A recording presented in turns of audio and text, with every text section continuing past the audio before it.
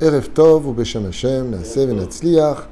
Nous sommes ce soir, donc le 23, lundi 23 septembre, et le 21 Elul, Maître Capello nous rappellera la date en hébreu pour la suite du shiur de cette série, La vie du juif, numéro 6, avec la lettre Vav, dans notre liste des personnes qui attendent leur cours, par Hatzadika, acheté par Rivka et David, El Malech, Shakadosh Baruch Hu, El Malech ou El Malech, Yevarech Otam Bechol Asher Lahem, et comme il le demande, pour une magnifique année, pour Kol Am Israël, et vous savez que tout celui qui prie pour les autres en profitera d'abord lui-même en premier, Be'ezrat Hashem, Kol Am Israël, qu'on puisse avoir la Géoula cette année, la reconstruction du Beth Amikdash, et la reconnaissance de Hashem aux yeux, donc la reconnaissance d'Israël, et la reconnaissance d'Akadosh Baruch Hu aux yeux de tous. On soit tous inscrits dans le livre de la vie, avec une bonne santé parnassa, Beshefa, joie, réussite et shalom, entre nous, surtout le shalom. Refouach Tema pour tous les malades, tous les blessés, que tous les célibataires se marient très vite, et que celui qui désire un enfant l'ait sans difficulté cette année, pour la protection chez Kol Chayalenu, la libération de tous les otages, les man, Shemo Be'ava. Rien à dire, tout a été dit. On peut dire Toda, Rivka et David d'avoir acheté ce shiur pour Kol Am Israël, en vous souhaitant d'en être les premiers bénéficiaires, comme le dit le Talmud de Maseret Brachot, tout celui qui prie pour autrui et qui lui-même se retrouverait à avoir besoin de cette demande en bénéficiera le premier de toute façon. Nous sommes dans le Tikkun de Rabbeinu Nissim, qu'on a l'habitude de lire pour ce 6e shiur de la vie du juif. Le roi Ovadia dit qu'il faut la lire le soir de Kippour. Dans les Sidurim, on la lit le lendemain au matin de Kippour. Et là-bas se trouve le fameux Alpha Beta, Aleph Bet Gimel Dalet, des choses les plus essentielles de la Teshuvah. Et c'est pour cela que nous sommes dans cette série de cours pour parler de ce que Rabbeinu Nissim nous a écrit comme étant les points principaux que chaque juif se doit au minimum de respecter, car même si, comme je l'ai expliqué dans d'autres shiurim, le fait d'être né d'une mère juive fait de nous des juifs au niveau du corps, mais au niveau de l'âme, te comportes-tu comme un juif? Et il faut savoir une chose, dans le judaïsme, on ne fait pas faire Teshuvah à quelqu'un. Dans le judaïsme, quand on réveille quelqu'un à la Teshuvah, on réveille sa vraie nature, car chaque juif a été créé pour être pratiquant et pour vivre sur sa terre. Comme je l'ai expliqué d'ailleurs dans un message à quelqu'un qui m'a dit « Vous pensez que je devrais faire ma alia ?» Je lui ai répondu « Je ne sais pas, mais ce que je sais, c'est que chaque juif a sa place en Israël. Ça, c'est ce que je sais. Est-ce que tu la trouveras? Il faut demander à Dieu. Moi, je n'ai pas de réponse. Vir Shanu. Alors, qu'est-ce que ça veut dire Vir Shanu? On avait commencé par la lettre Aleph, Hachamnu. Nous sommes coupables. Nous avons expliqué du Pshat jusqu'au Sod. Reconnaissance de nos fautes. Et que même si tu ne fautes pas avec un tzaddik, Gamour sur terre, ta propre existence est déjà une culpabilité. Car exister face à Dieu, c'est absurde. Mais pour ça, il faut comprendre qui est Dieu. C'est un enseignement de Rabbi Nachman. Rabbi Nachman, au fond de son étude, quand il est arrivé au summum de l'étude, il a dit, mais il faut prévenir les gens. D'exister, c'est déjà une accusation. Comment tu peux respirer? Comment tu peux exister devant Dieu? Comment tu peux prétendre parler? C'est pour cela que quand on est en face d'Hachem, on ne peut pas parler. Donc qu'est-ce qu'on dit quand on commence à Mida? Hachem se fataille. Que Dieu m'ouvre mes lèvres. Parce que comment je peux parler devant lui? Comme c'est marqué, Miyamod Beyom Adin. Qui peut se tenir devant toi le jour du jugement? Arié, Ishag, Miloïra. C'est à cause du coup, il bouge quelque chose. Qui peut intervenir? On a vu que des tsunamis, une vague, a détruit des milliers de personnes en l'espace d'une heure. Il n'y a plus personne. Qui regabe apohaim birsono. Comment tu peux penser aller bien? Moi, j'ai malheureusement une connaissance qui ne s'est pas senti bien. Il avait mal au foie. Quelqu'un de robuste, qui pouvait te casser des murs de béton. Il est arrivé à l'hôpital, ils lui ont dit maximum 6 mois. Maladie dans le foie. Et là, une greffe, et encore la greffe, c'est pas sûr que ça marche. Il s'est retrouvé d'être un garçon baraqué, comme une petite fille de 4 ans qui pleure et qui a perdu sa maman, Lama. Un microbe, il peut te détruire. Alors, Rabbi Nachman, il te dit, comment tu peux prétendre exister? Ça, c'est Hachamnu. Là, on est Irshanu. C'est pas simplement t'existes, mais Irshanu, Milshon Racha. C'est-à-dire que tu fautes avec intention. Tu dis à Kadosh Baruch Hu, Ertamid Baya. Je voudrais vous donner un exemple que j'ai lu dans la biographie de Rabbi Eliezer Ben Orkanos. Vous savez que dans la vie d'une famille, il y a un moment où la Shrina, Dieu descend lui-même sur le couple. Lui-même, Dieu descend sur le couple. À quel moment? Quand ils s'unissent dans l'amour.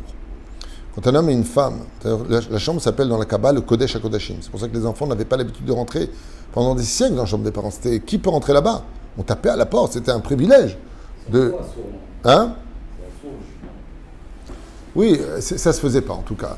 Les télévisions des parents étaient dans une armoire, dans un espèce de meuble.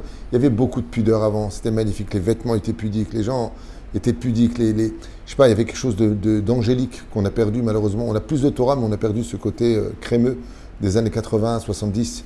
Il y avait du respect des parents. Il n'y a pas besoin de dire tu parles à ton père. Les gens savaient qu'ils parlaient à leurs parents. Il y avait du kavod. Là-bas, il est marqué dans le Pirkei de Rabbi Eliezer que Rabbi Eliezer, quand il allait avec son épouse, il tremblait tellement,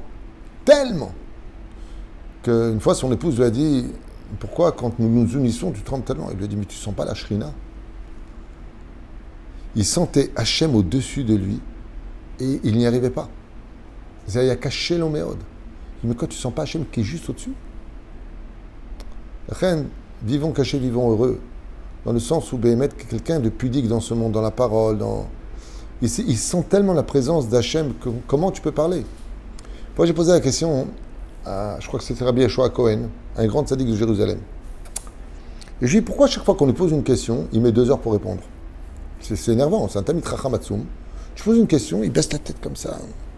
Ouais, pour moi, c'est l'humilité fatigante. Ok, t'es humble. Et un jour, il m'a dit, c'est pas de l'humilité. C'est parce que tu sens pas Hachem comme je le sens. Il y a marqué dans ma Masechet Avot, quand tu es à côté d'un Chacham, comment tu peux prendre la parole à côté de lui? À côté d'un sage, comment tu peux prendre la parole? Je sens tellement Hachem autour de moi que quand on me pose une question, je réfléchis, est-ce que je réponds ou pas? Je dis, oula, c'est trop pour moi ça. Donc tout de suite, question-réponse, elle est circuler, il n'y a rien à voir. Aval miyata bichlal. Mata. Irshanu. C'est davar achi caché. Irshanu liot racha. C'est tellement grave que le Masechet Avot nous dit Al tiracha bifnei atzmach. Même toi, tu n'as pas le droit de te voir comme un rachat. Ne te vois pas comme un tzaddik. Dans le Tanya, c'est marqué, comme dit le Baal HaTanya, le Admor HaZaken, tu dois te voir comme le dit la Gemara, comme un Benoni. Benoni. Chetzo mitzvot, chetzo averot. Tu n'es pas complet. Aval, ne te vois pas comme un rachat. Quelqu'un qui dit de lui, de toute façon, moi, j'ai aucune chance, je suis un rachat. Rien que de le dire, il est déjà rachat. Maintenant, je vais poser une question d'Anne. Pourquoi? Pourquoi une personne n'a pas le droit de dire de lui, je suis un rachat? Non, parce qu'il a enlevé le joker que Dieu a offert dans ce monde. Fais tchouva. Arrête de le dire, fais tchouva. Quand tu dis je suis rachat, tu ne répares rien. Mais de dire j'étais rachat, vechazarti bitchouva, je suis rachat nouvéazma. Alors dans ce cas-là, pourquoi on dit irshanu? Pourquoi au pluriel? On a expliqué au nom du Ben Ishraï que quand on va faire les tahanounim, on ne parle pas simplement de la raison pour laquelle nous sommes sur terre et nous avons fauté. Mais si tu es venu sur terre, c'est que tu as fauté dans la réincarnation précédente. Tu es venu réparer. Alma de tikuna. Tu es dans le monde des réparations.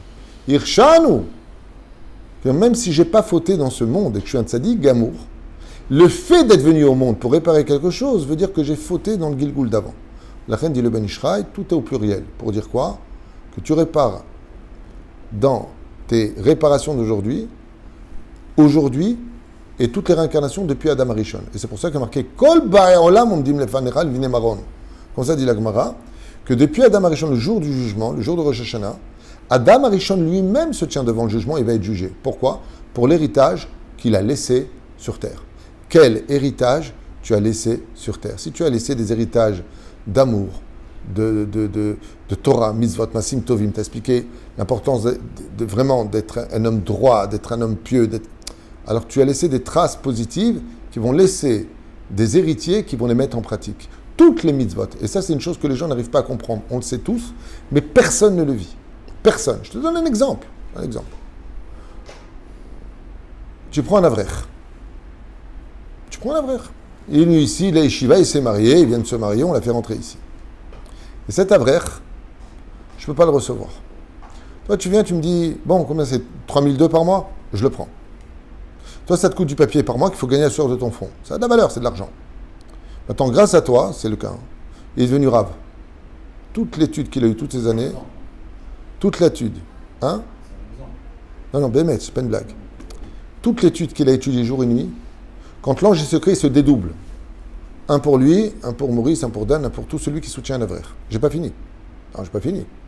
Grâce à toi, il a pu utiliser la Torah et pu payer son loyer. Il a des enfants. Il a pu avoir des enfants. Ils vont les emmener au Talmud Torah parce qu'il a trouvé une place d'avrer. Toute l'étude des enfants, c'est pour celui qui a soutenu l'avrer. Toute la descendance. Ad sauf koladorot. C'est ce qu'on appelle l'effet bowling ou l'effet domino. Tu prends une boule, tu la jettes, tu as fait tomber des dizaines de quilles. L'effet domino, tu pousses un pion, il a fait tomber tous les pions. Mais attention, c'est superbe, elle est belle, elle est magnifique. C'est-à-dire tous les ans, Rosh Hashanah, à 120 ans, c'est-à-dire maintenant la personne est décédée. Rosh Hashanah, 2050. La personne arrive devant Dieu. Je suis désolé, tu ne peux pas rester dans ton Gan Eden. Dis pourquoi? Tu es passé à autre chose. Dis pourquoi? Dis parce que depuis 50 ans que tu as soutenu cet frère, son arrière-petit-fils est devenu tzaddik lui aussi, toutes les misotes sont à toi. Donc quoi? Tu montes une suite supérieure pour l'éternité. Ensof. Mais de l'autre côté, c'est pareil. C'est pour ça qu'il y a marqué dans le Mishnah de Masechet Avot, Elu talmidav shel Avraham Avinu, ve Elu talmidav shel Bilam HaRasha. Pourquoi tu me parles des élèves du Bilam HaRasha? On n'est pas ses élèves. Et d'ici, Aïn Ra'a, Mekane, débauché, ça c'est ce qu'a laissé Bilam. Chaque fois que quelqu'un fait de la débauche avec un animal, il est zoophile, on punit Bilam. Il a lancé cette mode. Elu talmidav. Aval Mishebe. Baruch Hashem qui est capable d'aimer, de recevoir, d'accueillir, d'être gentil. Elu talmidav shel Avraham Avinu. Avraham, qu'est-ce qu'il a laissé sur terre? Il a laissé le chesed. Tout celui qui fait du chesed, d'où il a cette force? D'Avraham. Avraham, tous les ans, il remonte de Gan Eden encore. Il se rapproche encore plus de Dieu grâce à toute la génération qui a fait le mitzvot cette année grâce à lui. Et tout celui qui a été débauché, Aïn Ra'a, qui a eu de la Kin'a, qui était hypocrite, tout ça comme il était Bilam lo yotze mi Gehinam. Tant que l'œuvre du personnage, positif ou négatif, l'a créé sur terre et que ça se vit encore sur terre, il ne peut pas sortir de l'enfer ou du bonheur qu'il est en train de vivre, si ce n'est qu'il va l'augmenter. Donc faites très attention, des fois on jette des mots dans la vie qui vont changer l'histoire d'une personne. Alors quand c'est un mot positif, tu sais, voilà, je suis sur le point de mourir, j'ai rien à gagner dans ce que je vais dire, mais il y a une chose que je regrette, c'est de ne pas avoir fait Shabbat. J'ai été bête. Et il meurt. L'autre, il dit, tu sais quoi, il m'a dit une phrase, la vérité, ça a toujours été mon exemple, je vais devenir Shomer Shabbat. Toutes les mises du Shabbat qu'il va chanter, qui va être Shomer Shabbat, celui qui est dans la tombe, il a la lumière chez lui. Et l'autre, il lui dit, sois pas trop fanatique. Tu connais ces phrases des fameuses personnes qui m'a toujours subjugué, ne sois pas trop religieux. C'est extraordinaire cette phrase, où tu me fais peur, tu deviens trop religieux. Allez, vaille que vos enfants sont les plus religieux du monde. Un jour, quelqu'un m'a dit que j'étais fanatique, tellement je pratiquais la Torah. Je lui ai dit, c'est le plus beau compliment qu'on pouvait me faire. Je lui ai dit, pourquoi être fanatique? T'attends pas à 6 heures, non, moi je suis pas fanatique, j'attends 10 minutes entre le lait et la viande. T'as un rachat si tu fais ça. Il n'y a pas fanatique. Mais tu sais quand est-ce que les gens le comprennent? Dans l'argent. Dès que tu parles de l'oseille, je t'avais raconté, Maurice, une fois. Il y a longtemps de ça, quelqu'un m'a emprunté 1000 euros. Ouais. Et on parlait de cette discussion avant le prêt. Il m'a dit, faut pas être trop à l'extrême. Tu sais, les trucs, faut pas être trop religieux. Ça veut dire, faut aller à la synagogue, mais qu'est-ce qu'il y a de mal de danser avec des femmes au mariage et c'est que Kacher Prachala, pas non plus. Tu as raison. Tu as raison. Je lui ai prêté 1000 euros, il m'a rendu 1000 euros. Sur le moment, pour lui donner une leçon, je lui ai emprunté 1000 euros. Tu peux me prêter 1000 euros? J'avais pas besoin. Il m'a prêté 1000 euros. Ah, c'est normal, tu m'as aidé. Je lui ai rendu 800 euros. Je lui ai dit, il faut que tu comptes. Il compte, il me dit, excuse-moi, mais il y a 800. Heureusement que j'ai compté devant toi. Comme le dit la halakha. Je lui ai dit, il ne faut pas être fanatique. Il ne faut pas être extrême. Il m'a dit, mais quel rapport? Je t'ai prêté 1000, tu t'en prends 1000. Je lui ai dit, tu entends ce que tu viens de dire? Dieu, combien de minzot il a donné? 613. Pas 540. Pas 242. Il m'a dit, ah, c'est pour me donner une leçon. J'ai dit, oui. Tu l'as vécu pour toi, tu ne vis pas pour Dieu. Il m'a dit, alors vu comme ça, il faut être fanatique. Dès que tu touches à l'oseille, les gens font tchouva. La reine Irshan. Irbenu pesha varesha les blihok. Et pourquoi c'est grave? Alors écoutez bien la traduction. Irbenu pesha, nous avons rajouté du mal sur le mal, sachant que c'était du mal. Pesha veut dire en connaissance de cause. Varesha, avec en plus orgueil. Les blihok, sans tenir compte des lois de Dieu. Pourquoi c'est si grave?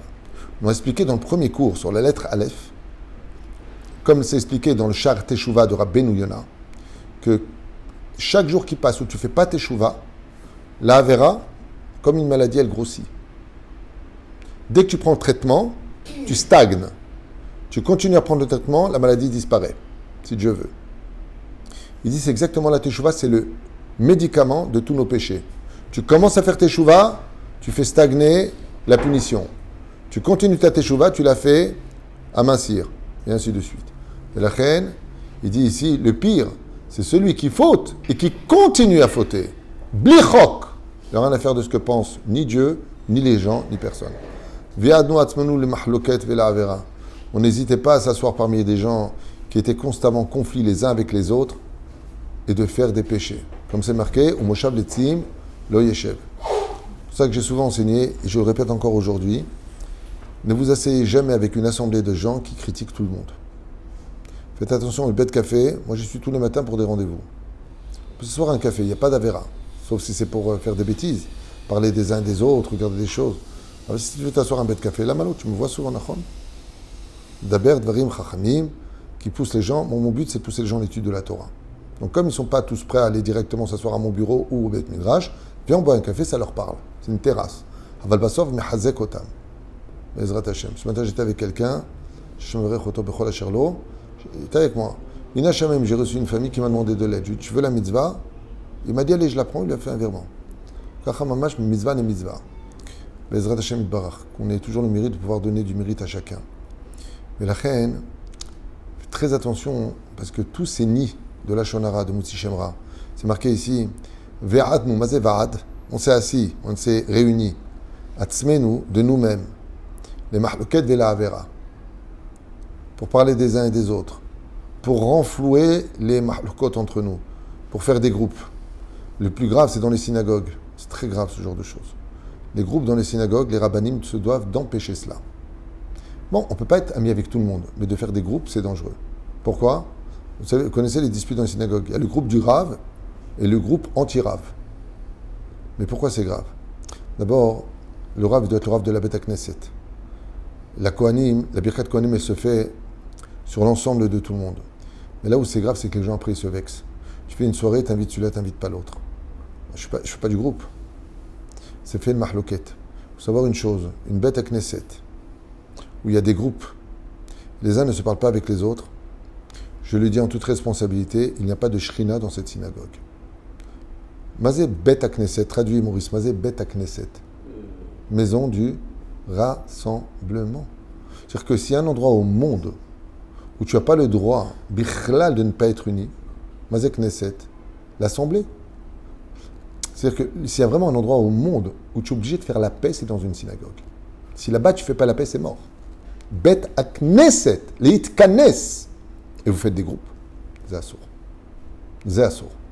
Rabbi Arié, une fois, il avait une personne à la synagogue, mon Rav, qui faisait des groupes. Il l'a renvoyé le jour même. Il a compris son jeu très rapidement. Quand il a eu les preuves, pas le jour même il est venu, ça a pris des mois. Mais dès qu'il a eu les preuves, il lui a dit devant tout le monde, tu prends tes affaires et tu sors de cette bête à Knesset. T'as ouf, mes pots, il lui a dit. Devant tout le monde. On était choqués. Mais ceux qui étaient dans les groupes, ils ont compris pourquoi. Ou Mafrid, c'est mahloket, c'est assour. Assour de faire des mahloket. Surtout sur le Mara de Atra. Tu as un problème avec le Rav d'une synagogue, tu as le droit de l'inviter au Beddin et d'expliquer pourquoi tu es en contrariété avec ce Rav. Mais de mettre la zizanie à la synagogue avec le Rav, c'est davar shehu assour. Pourquoi? Parce que pour être en mahloket avec un Rav, il faut au minimum, quoi, Maurice? Oui, exactement. Et les connaissances du Rav. Sinon, tu verras, quand Rav Batil Ilmot Torah, tu peux expliquer pourquoi vous avez dit ça et ça, enseigné ça et ça. Je pourrais avoir les références, ça tu as le droit de lui demander. Ça, tu as le droit de lui demander. Je veux apprendre. Avant de créer des groupes, ouais, de toute façon, ce Rav. Très attention. Mieux vaut être muet toute sa vie que d'ouvrir sa bouche sur un Rav. Je vous l'ai souvent dit. Tov, vatrani ma'inu bemamon zulatenu. Ouh, j'adore cette phrase. Maurice, écoute. Vatrani ma'inu bemamon zulatenu. Shem ishmor. On n'a pas de problème, quand ce n'est pas notre argent, de dire c'est pas grave. C'est pas ton oseille. Il dit ici, vatranim, mais vater. Quand c'est l'argent des autres, j'ai rien à faire. Aïnou bemamon. Aval kamtsanin bemamon. Mais quand c'est notre argent, on est kamtsan. On est avare quand c'est notre argent. En d'autres termes, quand tu as la responsabilité de l'argent, quand quelqu'un va te donner de l'argent pour faire sa maison, il va te dire voilà, je te fasse ma maison, mon budget il est de 200 000 shekels. D'accord? Si vraiment un Ben Torah, c'est un vrai Ben Torah, il doit considérer cet appartement comme le sien et l'argent, chaque shekel, comme le sien. C'est-à-dire d'acheter ce qu'il y a de mieux comme si qu'il aurait fait pour lui. C'est pas de la chassidoute, c'est chova. Lui, qu'est-ce qu'il va faire? Bon, donne-moi cet aluminium. Ah, celui-là, il a 100 shekels de plus. Ouais, c'est obligé, je m'en fous, vas-y. Là, tu viens de faire une avera. Zavera. Tu dois te battre. Si c'était pour toi, 100 shekels, je peux l'avoir chez l'autre à 80 shekels. Fais-le-moi à 80 shekels. Bon, tu sais quoi, je te fais 90. 85. Bats-toi. Pourquoi? Ça va, j'ai un budget, ça rentre dedans, je m'en fous, quoi. Tu peux pas dire je m'en fous. Écoutez bien. Vatranim, mazé levater, sans problème. Ce qu'il faut payer, on paye, c'est pas mon oseille. Aïnou bemamon zulatenu, bekamtsanim bemamonenu. Par exemple, quelqu'un t'a donné 100 shekels. Si tu peux m'avoir ça et ça et ça et ça, ça va coûter dans les 100 shekels. Tu reviens, tu lui donnes 40 shekels de monnaie. C'est rien. Tu donnes 40 shekels de monnaie. Non, j'ai travaillé, je connaissais les prix, je lui ai expliqué. Bevakasha, tiens. Tu as créé 40 anges blancs dans le ciel pour l'éternité. Que je route du Charkoar. Kolakavod. Pourquoi? Parce que tu as fait attention. Et la Torah nous dit le contraire. La Torah nous dit le contraire. Tu dois être encore plus vigilant de ce qui ne t'appartient pas, qui appartient à l'autre, plus que ce que ça t'appartient à toi. C'est pour ça que, je dis franchement, je suis des fois un peu déçu d'entendre des histoires. Quelqu'un te prête sa voiture. Le mec qui fait un safari avec. C'est où est-ce que tu vois ça dans les voitures de location? Sous prétexte que tu payes. Tu rends la voiture, tu fais n'importe quoi avec. Et si toi, tu étais le propriétaire de ces voitures de location, est-ce que tu aurais admis, quand la personne t'a loué cette voiture, c'était pour aller sur l'autoroute, d'une ville à une ville, il y a des lois. Pourquoi tu fais un safari avec? Est-ce que c'est fait pour? Fallait louer donc un 4x4, ça coûte plus cher. Mais toi, qu'est-ce que tu as dit? Qu'est-ce que j'en ai à faire? J'ai loué, j'en ai rien à faire de leurs problèmes. Ça s'appelle rachat, ataracha. Mais maintenant, la personne, j'ai rien volé, je suis tzaddik, je suis rien. Quand après Kippour arrive, on s'étonne de nos malheurs. C'est ce qu'on lit dans la paracha de cette semaine. Paracha Netzavim. Anistarot l'Adonai Eloheinu, v'aniglot lanu l'vanenu adolam. Qu'elle nous dit la Torah? Elle nous dit, toi tu t'es aveuglé de certaines choses. Qu'est-ce qu'on a dit en haut? Irbinu pesha varesha bli chok. Bli chok. Sans la loi. On ne s'est pas tenu au courant des halachot, on n'a pas écouté les cours du Rav Tuitou, on n'est pas au courant de comment ça se passe dans le ciel selon les écrits de la Torah. Bli chok. Dieu te répond la même chose que disent les flics et le juge. Nul n'est censé ignorer le hok, la loi. Mais la reine, faites très attention. On vous prête quelque chose, soyez très très vigilant, surtout de le rendre à l'autre. Pour vous donner un exemple, on a parlé de ça ce matin dans l'autre cours. Mazé Hashavat Aveda, tu dois garder chez toi jusqu'à la venue du Machar l'objet de la personne qui est propriétaire pour faire la misère de lui rendre. Et tu ne sais même pas qui c'est. À plus forte raison, on vous prête quelque chose, faites très attention à cet objet. La main, parce qu'Akadosh Baruch Hu, il met des lunettes pour te... Là, il te regarde. Et tu sais, on parle de lui 2 fois de suite aujourd'hui. Rabbi Shua Cohen à la Vache Shalom, c'était la Havuta du Rav Kadouri. Il vivait sous les escaliers à Jérusalem, il y a des escaliers qui descendaient au Shuk Harim. Il avait un matelas en mousse, tout pourri, et tous les murs, c'était des livres de Torah.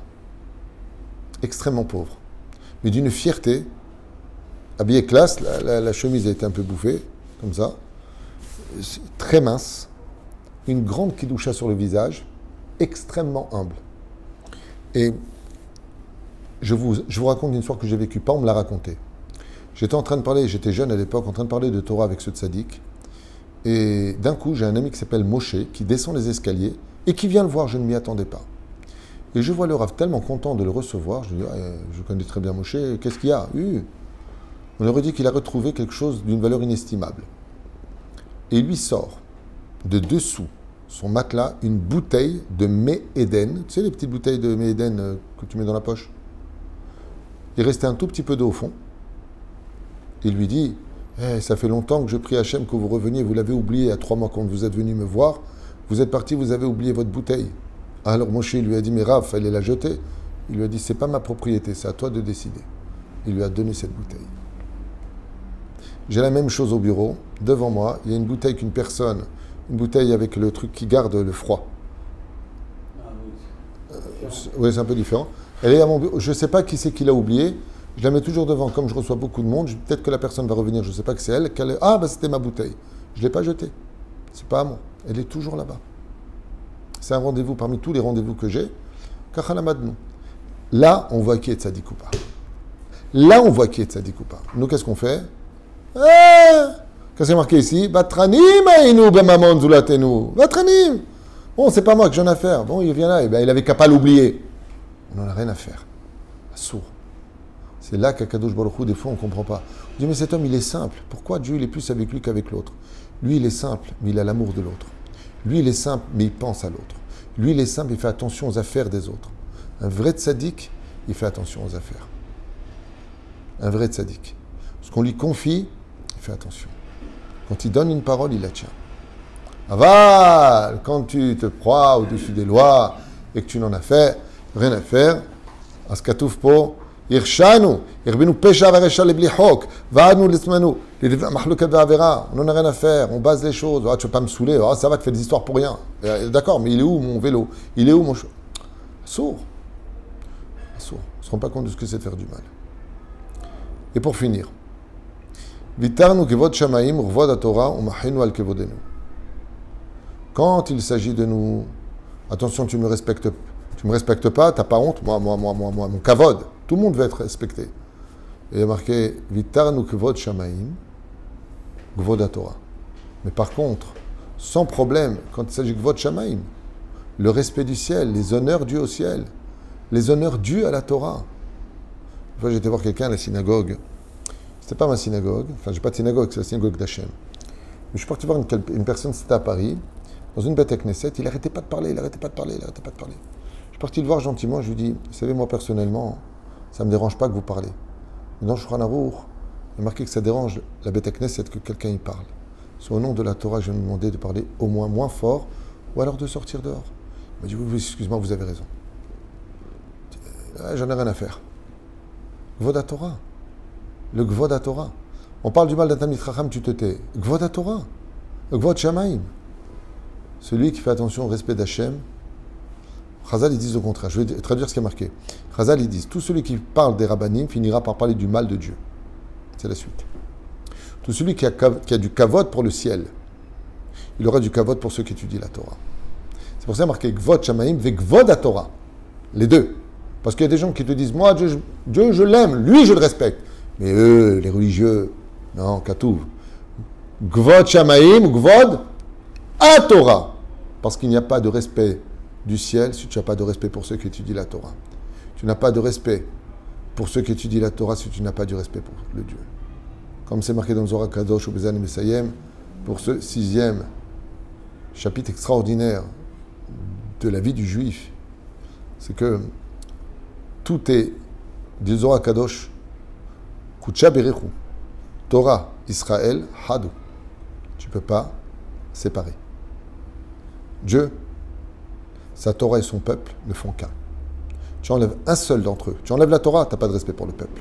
Tu n'as pas de respect pour Dieu. Tu enlèves Dieu, tu n'as pas de respect pour le peuple, tu n'as pas de respect pour sa Torah. Tu enlèves la Torah, tu n'as pas de respect pour Dieu, tu n'as pas de respect pour son peuple.